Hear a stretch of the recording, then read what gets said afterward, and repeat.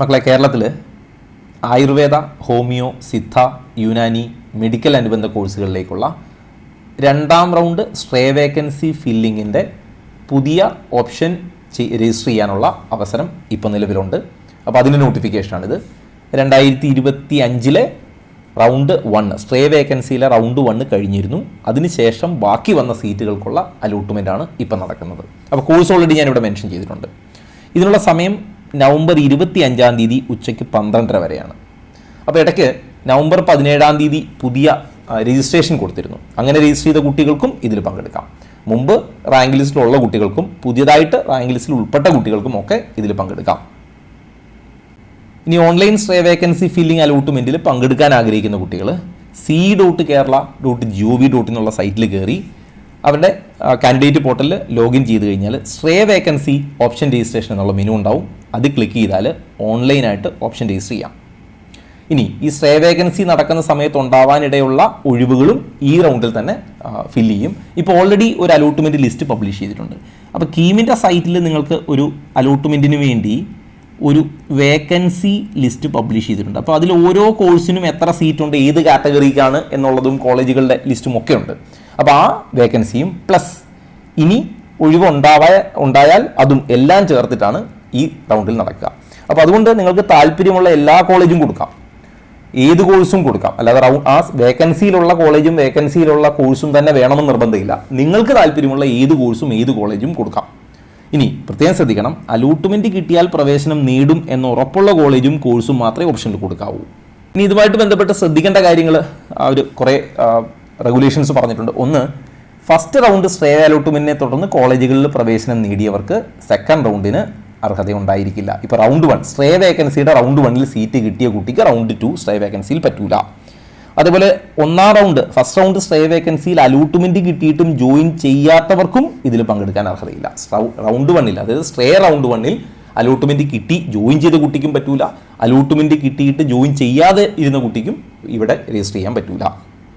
ഇനി face 1, face 2, face 3 പിന്നെ first round stray round ഇതൊക്കെ കഴിഞ്ഞിട്ട് അലോട്ട്മെൻറ്റ് കിട്ടുകയും ഇപ്പോഴും പ്രവേശനത്തിൽ തുടരുന്നവരും ആയ കുട്ടികൾക്ക് ഈ സെക്കൻഡ് റൗണ്ടിൽ പറ്റൂല. അതായത് നിങ്ങൾക്ക് റൗണ്ട് 1 കിട്ടിയതായിരിക്കാം, പിന്നെ ഇങ്ങോട്ട് കിട്ടിയിട്ടില്ല, പക്ഷേ ഇപ്പോഴും നിങ്ങളുടെ കയ്യിൽ ഒരു സീറ്റ് ഉണ്ടെങ്കിലും നിങ്ങളെ പങ്കെടുപ്പിക്കില്ല. അതായത് ആയുഷിൽ ഈ ആയുർവേദ, യുനാനി അങ്ങനെ ഉള്ള കോഴ്സുകളുടെ ഏതെങ്കിലും ഒരു സീറ്റിൽ നിങ്ങൾ ജോയിൻ്റ് ആണെങ്കിലും പറ്റൂല. അതേപോലെ നവംബർ 21 ഓൾ ഇന്ത്യ റൗണ്ട് അതായത് AICCCയുടെ അലോട്ട്മെൻറ്റ് കിട്ടിയ കുട്ടികളിൽ നിന്ന് അതിലെ ഇന്നെലിജിബിൾ ലിസ്റ്റ്, അവിടെ ജോയിൻ ആയ കുട്ടി അല്ലെങ്കിൽ അലോട്ട് ആയ കുട്ടികളുടെ ഇന്നെലിജിബിൾ ലിസ്റ്റ് അവർ സ്റ്റേറ്റിന് കൊടുക്കും. അതിൽ ഉൾപ്പെട്ട കുട്ടികളെയും ഈ രണ്ടാം റൗണ്ട് വേക്കൻസിയിൽ നിന്ന് ഒഴിവാക്കും. അതേപോലെ ഒക്ടോബർ 24 ശേഷം റിസൈൻ ചെയ്തവരെയും സെക്കൻഡ് റൗണ്ടിൽ പരിഗണിക്കില്ല. പിന്നെയും ശ്രദ്ധിക്കുക, സ്ട്രേ വേക്കൻസി ഫില്ലിങ്ങിൽ നിങ്ങൾക്കൊരു സീറ്റ് കിട്ടിയാൽ അതിൽ പിന്നെ മാറ്റം ഉണ്ടാവില്ല. ഇനി ഒരു സ്ട്രേ വേക്കൻസി നടന്നാൽ നിങ്ങളെ പരിഗണിക്കുകയില്ല. സീറ്റ് കിട്ടിയില്ലെങ്കിൽ അതിലും പരിഗണിക്കും. ഇനി അതിൻ്റെ രജിസ്ട്രേഷൻ ഫീസ് നോക്കുക. സെക്കൻഡ് റൗണ്ട് സ്ട്രേ വേക്കൻസി ഫില്ലിങ്ങിൽ ഓപ്ഷൻ രജിസ്റ്റർ ചെയ്യാൻ ആഗ്രഹിക്കുന്ന കുട്ടികൾ രജിസ്ട്രേഷൻ ഫീസ് അടച്ചാലേ നിങ്ങൾക്ക് ബാക്കി ചെയ്യാൻ പറ്റൂ. അതായത് സെക്കൻഡ് റൗണ്ട് സ്ട്രേ വേക്കൻസിയിൽ നിങ്ങൾ ആയുർവേദ, ഹോമിയോ, സിദ്ധ, യുനാനി അങ്ങനെ മെഡിക്കൽ അനുബന്ധ കോഴ്സുകളിൽ ഓപ്ഷൻ കൊടുക്കുകയാണെങ്കിൽ, ഈ മെഡിക്കൽ അനുബന്ധ കോഴ്സ് എന്ന് പറഞ്ഞാൽ കോർപ്പറേഷൻ ബാങ്കിങ്, ബിടെക്, ബയോടെക്നോളജി അങ്ങനെ കുറേ കോഴ്സുകളുണ്ട്. അതിനെല്ലാം കൂടെ ചേർത്തിട്ടാണ് ഈ മെഡിക്കൽ അലൈഡ് എന്ന് പറഞ്ഞത്. അപ്പോൾ ഇതിന് രജിസ്ട്രേഷൻ ഫീസായിട്ടൊരു 10,000 രൂപ നിങ്ങൾ അടയ്ക്കേണ്ടി വരും. അതേസമയം SC, ST അല്ലെങ്കിൽ OEC കാൻഡിഡേറ്റ് അല്ലെങ്കിൽ ഫീസാനുകൂല്യമുള്ള മറ്റ് കാറ്റഗറി 500 രൂപ അടച്ചാൽ മതി. ഇനി നിങ്ങൾ ഈ ഫീസിനെ കുറിച്ച് ഇപ്പോൾ 10,000 രൂപ ഞാൻ മുമ്പ് അടച്ചതാണ്, ഇനി അടയ്ക്കേണ്ടതുണ്ടോ എന്നുള്ള ടെൻഷൻ വേണ്ട. അതായത് c.kerala.gov.in എന്നുള്ള സൈറ്റിൽ കയറി കാൻഡിഡേറ്റ് പോർട്ടൽ വഴി ലോഗിൻ ചെയ്യുമ്പോൾ സ്ട്രേ വേക്കൻസിയുടെ രജിസ്ട്രേഷൻ പേജ് ഉണ്ടാവും. അപ്പോൾ അതിൽ നിങ്ങൾ ഡീറ്റെയിൽസ് ഒക്കെ കൊടുക്കുന്ന മുറയ്ക്ക് നിങ്ങൾക്ക് ബാധകമായ രജിസ്ട്രേഷൻ ഫീസ് നിശ്ചയിക്കപ്പെടും. ഇപ്പോൾ മുമ്പ് നിങ്ങൾ ഇതേ പ്രൊസീജിയർ അല്ലെങ്കിൽ ഇതേ വിങ്ങിൽ ഈ ആയുഷ് കോഴ്സുകൾക്ക് വേണ്ടി മുമ്പ് ഫീ കൊടുത്തിരുന്നെങ്കിൽ ചിലപ്പോൾ അത് കുറച്ചിട്ട് ബാക്കിയുള്ളത് അടച്ചാൽ മതി. ചിലപ്പോൾ ഒന്നും കൊടുത്തിട്ടില്ലെങ്കിൽ ഫുൾ അടയ്ക്കേണ്ടി വരും, 10,000 അടയ്ക്കേണ്ടി വരും. ഓൾറെഡി നിങ്ങൾ 10,000 അതിന് മേലെ അടച്ചിട്ടുണ്ടെങ്കിൽ അത് വകയിരുത്തിക്കൊണ്ട് നിങ്ങൾക്ക് ഇവിടെ ഫീസ് അടയ്ക്കേണ്ടി വരില്ല. അപ്പോൾ അതൊക്കെ അവിടെ നിങ്ങൾക്ക് ഡിസ്പ്ലേ കാണിക്കും. അതുകൊണ്ട് നിങ്ങൾ അതിനെക്കുറിച്ച് ടെൻഷൻ ആവണ്ട. ഇനി സ്ട്രേ വേക്കൻസി ഫില്ലിങ്ങിന് നിങ്ങൾ രജിസ്ട്രേഷൻ ഫീസ് അടച്ചാൽ മാത്രമേ നിങ്ങൾക്ക് ഓപ്ഷൻ രജിസ്ട്രേഷൻ കൊടുക്കാൻ സാധിക്കൂ. വൺസ് നിങ്ങൾ രജിസ്ട്രേഷൻ ഫീസ് അടച്ചു കഴിഞ്ഞാൽ പിന്നെ രജിസ്ട്രേഷൻ ഫീസിൽ ഒരു തരത്തിലുള്ള മാറ്റവും അനുവദിക്കില്ല. അതുകൊണ്ട് ആ കൊടുത്തിരിക്കുന്ന ഫീ തന്നെ നിങ്ങൾ അടയ്ക്കാൻ ശ്രദ്ധിക്കണം. ഇനി സ്ട്രേ വേക്കൻസി ഫില്ലിംഗ് അലോട്ട്മെൻറ്റ് കിട്ടുന്ന കുട്ടികൾക്ക് നിങ്ങൾ ഈ കൊടുക്കുന്ന രജിസ്ട്രേഷൻ തുക കോഴ്സിൻ്റെ ഫീസ് ഇനത്തിൽ വകയിരുത്തിക്കോളും. ബാക്കി നിങ്ങൾ കോളേജിൽ അടച്ചാൽ മതി അല്ലെങ്കിൽ CEക്ക് അടച്ചാൽ മതി.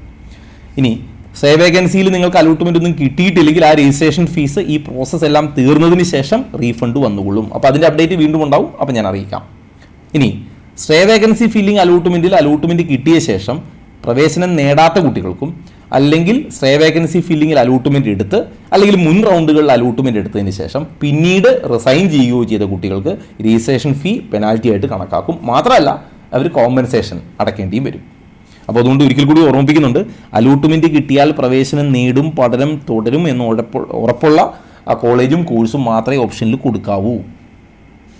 ഇനി ഒന്നുകൂടി ഓർമ്മിപ്പിക്കുന്നു, ഈ പറഞ്ഞ കോഴ്സുകൾക്കൊക്കെ ഈ SC/ST അല്ലെങ്കിൽ OEC കാൻഡിഡേറ്റിൽപ്പെട്ട കുട്ടികൾ 500 രൂപ അടച്ചാൽ മതി എന്ന് പറഞ്ഞിരുന്നു. ഇനി ഇതേ കുട്ടികൾ തന്നെ അവർക്ക് ഈ അഡ്മിഷൻ സമയത്ത് ട്യൂഷൻ ഫീ അടയ്ക്കേണ്ടതില്ല, കാരണം അവർക്ക് ഫീസ് ആനുകൂല്യമുണ്ട്. ബാക്കിയുള്ളവരെ കോളേജിൽ ഫീസ് അടയ്ക്കേണ്ടി വരും. എന്നാൽ ഈ പറഞ്ഞ കുട്ടികൾ സ്വാശ്രയ കോളേജിലെ മാനേജ്മെന്റ് സീറ്റിലാണ് ഓപ്ഷൻ എടുക്കുന്നതെങ്കിൽ അവർക്ക് ഫീസ് അളവില്ല, ഫുൾ ഫീ അടയ്ക്കേണ്ടി വരും. നിങ്ങൾ സ്റ്റേറ്റ് മെറിറ്റിൽ കയറിയാൽ മാത്രമാണ് നിങ്ങൾക്ക് ഫീസ് ഇല്ലാത്തത്.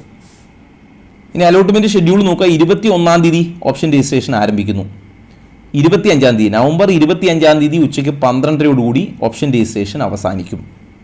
26-ാം തീയതി പ്രൊവിഷണൽ അലോട്ട്മെന്റ് പബ്ലിഷ് ചെയ്യും. 27-ാം തീയതി ഫൈനൽ അലോട്ട്മെന്റ് പബ്ലിഷ് ചെയ്യും.